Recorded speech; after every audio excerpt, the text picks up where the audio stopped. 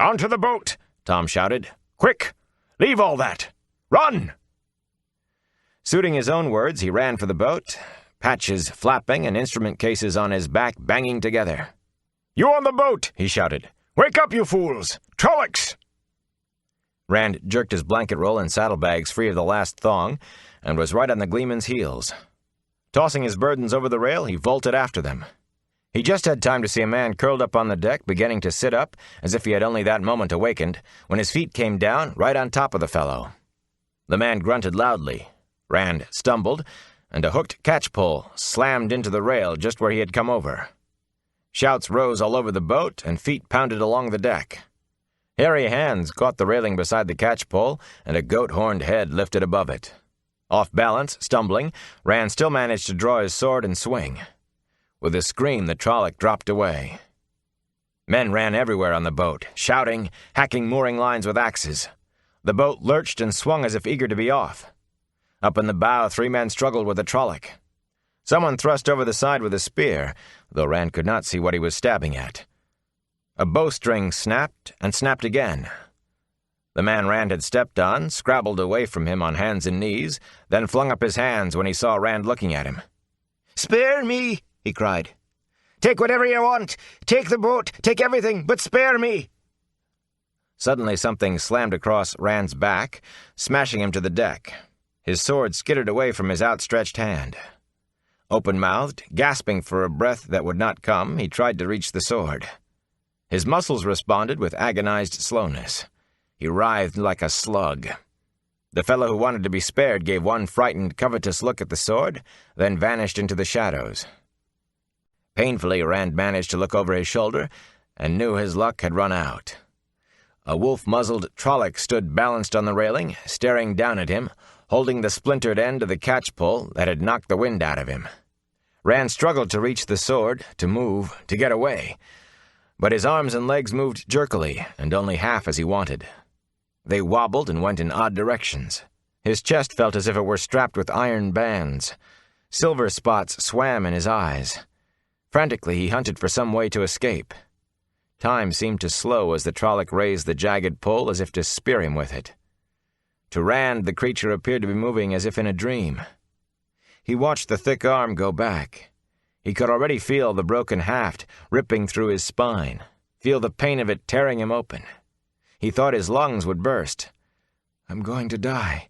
Light, help me, I'm going to—" The Trolloc's arm started forward, driving the splintered shaft, and Rand found the breath for one yell. "No!" Suddenly the ship lurched, and a boom swung out of the shadows to catch the Trolloc across the chest with a crunch of breaking bones, sweeping it over the side. For a moment, Rand lay panting and staring up at the boom swinging back and forth above him. "That has to have used up my luck," he thought. "There can't be any more after that." Shakily he got to his feet and picked up his sword, for once holding it in both hands the way Lan had taught him. But there was nothing left on which to use it. The gap of black water between the boat and the bank was widening quickly. The cries of Trollocs were fading behind in the night. As he sheathed his sword and slumped against the railing, a stocky man in a coat that hung to his knees strode up the deck to glare at him. Long hair that fell to his thick shoulders and a beard that left his upper lip bare framed a round face. Round, but not soft. The boom swung out again, and the bearded man spared part of his glare for that as he caught it. It made a crisp splat against his broad palm. "Gelb!" he bellowed. "Fortune! Where do you be, Gelb?" He spoke so fast, with all the words running together, that Rand could barely understand him. "You can no hide from me on my own ship. Get Flor and Gelb out here." A crewman appeared with a bullseye lantern, and 2 more pushed a narrow-faced man into the circle of light it cast. Rand recognized the fellow who had offered him the boat. The man's eye shifted from side to side, never meeting those of the stocky man.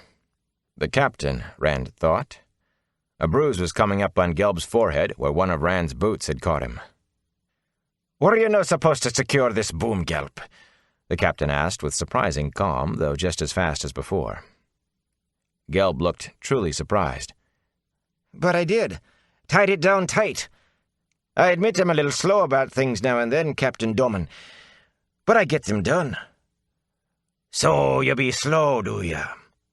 No so slow at sleeping. Sleeping when you should be standing watch. We could be murdered to a man for all of you." "No, Captain, no. It was him." Gelb pointed straight at Rand. "I was on guard, just like I was supposed to be, when he sneaked up and hit me with a club." He raised the bruise on his head, winced, and glared at Rand. "I fought him, but then the Trollocs came. He's in league with them, Captain. A dark friend. In league with the Trollocs." "In league with my aged grandmother," Captain Domon roared. "Did I no warn you the last time, Gelb? At Whitebridge, off you do go. Get out of my sight before I'd put you off now." Gelb darted out of the lantern light, and Domon stood, opening and closing his hands, while he stared at nothing. "These Trollocs do be following me. Why will they no leave me be? Why?" Rand looked over the rail and was shocked to find the riverbank no longer in sight. 2 men manned the long steering oar that stuck out over the stern, and there were 6 sweeps working to a side now, pulling the ship like a water bug further out into the river. "Captain," Rand said, "we have friends back there. If you go back and pick them up, I am sure they'll reward you." The captain's round face swung toward Rand, and when Tom and Matt appeared, he included them in his expressionless stare as well. "Captain," Tom began with a bow, "allow me to."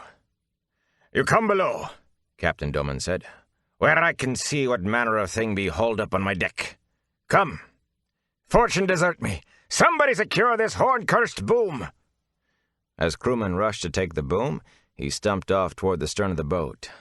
Rand and his 2 companions followed. Captain Domon had a tidy cabin in the stern, reached by climbing down a short ladder, where everything gave the impression of being in its proper place, right down to the coats and cloaks hanging from pegs on the back of the door. The cabin stretched the width of the ship, with a broad bed built against one side, and a heavy table built out from the other. There was only one chair with a high back and sturdy arms, and the captain took that himself, motioning the others to find places on various chests and benches that were the only other furnishings.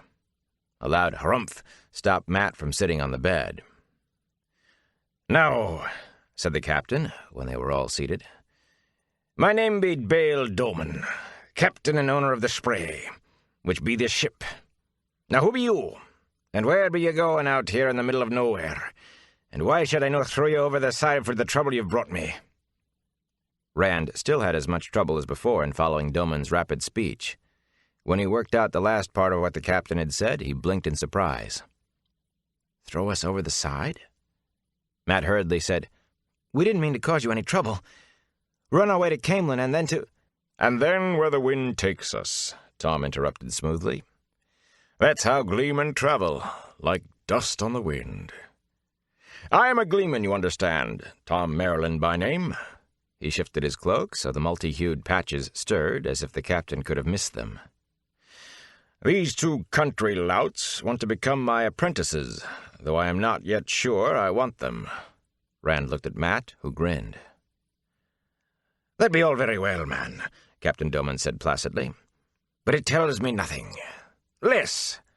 Fortune prick me, that place be on no road to Camelin from anywhere I ever heard tell of." "Now that is a story," Tom said, and he straightway began to unfold it.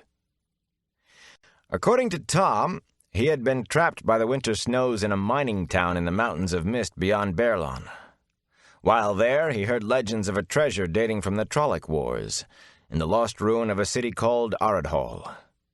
Now it just so happened that he had earlier learned the location of Ardhall from a map given him many years ago by a dying friend in Ilion, whose life he had once saved. A man who expired breathing that the map would make Tom rich, which Tom never believed until he heard the legends. When the snows melted enough, he set out with a few companions, including his 2 would-be apprentices, and after a journey of many hardships, they actually found the ruined city. But it turned out the treasure had belonged to one of the Dreadlords themselves, and Trollocs had been sent to fetch it back to Sheol. Almost every danger they really had faced, Trollocs, Myrddraal, Drakkar, Mordeth, Mashadar, assailed them at one point or another of the story, though the way Tom told it, they all seemed to be aimed at him personally, and to have been handled by him with the greatest adroitness. With much daring-do, mostly by Tom, they escaped, pursued by Trollocs, though they became separated in the night, until finally Tom and his two companions sought refuge in the last place left to them, Captain Domon's most welcome ship. As the gleeman finished up, Rand realized his mouth had been hanging open for some time, and shut it with a click. When he looked at Matt, his friend was staring wide-eyed at the gleeman. Captain Domon drummed his fingers on the arm of his chair. "That be a tale many folk would no believe.